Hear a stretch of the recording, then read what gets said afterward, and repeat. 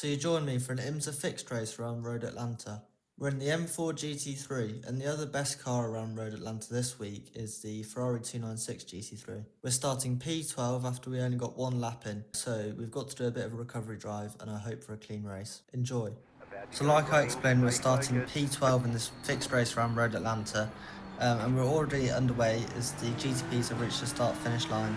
So we're all setting off. We sort of move into a single file line here. But we see a few cars up ahead in double file line, which is sort of how you're meant to do it. But as I'm in the midst of some lower iRacing guys, they might not be so used to this structure. But like I say, I've got to try and make up as many positions as possible, as my qualifying was a mess, having only gotten one lap in, and that was actually on cold tyres. So I've got to try and make something of this race, try and bring something out of it. So I was hoping for a P6 maybe. I don't really like to have expectations, so I'm not disappointed coming out of races. But P6, I'd say, was a position I'd be very happy with if I came out with that. Because these 35-minute IMSA fixed races, they're 10 minutes shorter than the open races, which makes up, especially around a track like Road Atlanta, that's the equivalent of 9 laps or so.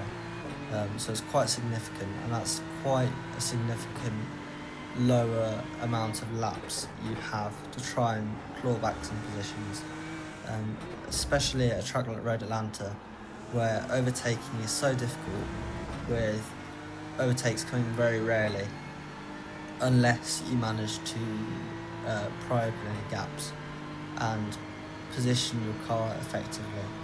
But we're now going to go into the chicane here. Like usual, I'm going to brake quite late and right on his bumper. However, he's going to get on the throttle slightly too early. He's going to understeer out. He's going to go into the dirt. It's going to slow him down a huge amount. I'm going to go up the inside. And I don't know if he lifts slightly or if it's just a lack of momentum, but he drops back on my left side. And that's now up to P11. So that's already one position up in 2 minutes. We're now going to go to the next lap, and we're right on the tail of P10. The double Ferraris up ahead, quite close together, which isn't always good to do, especially through the S's, especially the following car. It's quite difficult. When you're a lower I rating as well, I'm sorry to keep on referring back to I rating, but it really does impact a track around Road Atlanta. Whereas we see there, he's really off his references because of the lack of visibility, especially down the S's.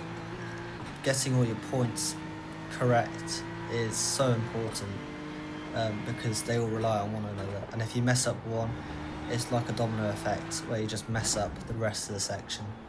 But we get a pretty good exit on the exit of the right-hander there, and we're now going to send it up the inside into the chicane, and he's going to put up little resistance to that, which I think is smart, because we've still got half an hour race to go. He may be able to get some positions, or maybe he's just being kind and just thought I should be higher up and my pace was better. But either way, that's P10 now. Now 25 minutes to go as we skip 2 laps later, and we've now got GTPs added into the race as they've caught up now. And you see on the exit of turn 1 here, I get really good exits compared to the cars ahead, especially when the cars ahead have got to slow down because of GTP traffic, like P9. The Ferrari up ahead there had to slam on the brakes once again as the slow GTP was ahead of him. And he's going to mess up his lines here. I don't know if it affected him too much with the GTP and stuff, but now this opportunity opens with the inside becoming available to me. I'm going to brake quite late into the right-hander. And the thing is that because that corner's not very tight and it's quite fast, to get late onto the brakes there and stay on the track is quite difficult. You can find yourself drifting wide ever so slightly. As we're now going to see the 3 BMWs up ahead, we're going to have a spinner as they brake too late and they tap the back of the BMW up ahead of them. It's going to send them spinning, and it's something I've done a few times before, unfortunately. But it's just a bit unfortunate for them, but that's another position for me. We're now going to skip 9 laps later, so quite significant portion of the race skipped because the gap ahead really didn't maintain itself and nothing else really happened, to be honest. So we've now got 11 minutes left of the race. Not too long I need to survive, but we've still got a pit stop. We're now going to see this LMP2 in my mirror, just closing up quite fast, nothing to make an overtake yet. But he's obviously eager because he brakes late, he gets on the throttle early, and he spins me.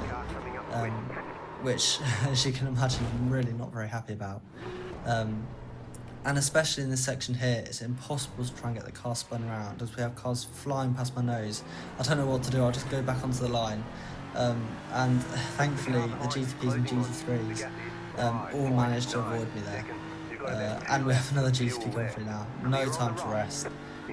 But I think it's the best decision to pit one lap earlier than what I originally was going to use it as a bit of a refresh. So we dive into this pretty tricky pit lane, get the limiter on just in time, and now we're going to try and make our way to the box. As you see there, we still have one lap of fuel left, but I just thought it would be smart to, before anything else happens with all the extra LMP2s which we're coming through. And we're now going to skip to the end of my out lap. And if you look on the exit of the pit lane, we're going to see a Lamborghini going out as they pit on the normal fuel schedule. But we're now going to dive up the inside here. We're not going to hang about whatsoever. We're going to try and get one of the positions back. That's P10 now. So that's from P6 to P10. And we're now going to skip to the final lap. And we're going to cross the line in P10, which is a bit of a shame. But I'll go over it all in my post-race debrief. So as you could imagine, I'm pretty disappointed with that result. I was definitely fighting for P5 until those final 10 minutes when I got spun by that LMP2 going into that left-hander. It was pretty annoying, to be honest, because I had a pretty good race and I made a pretty good recovery from a poor qualifying. So I'm pretty disappointed in that sense, but I don't think I did anything wrong. The other guy was entirely at fault for it. I was pleased with some of my moves as well, especially the one with the guy exiting the pits. I felt like I had to make those moves to try and claw back some sort of position from the race, and I ended up finishing P10, which overall isn't too bad, but yeah, could have been a lot more. Anyway, I hope you enjoyed the race, and see you in another one.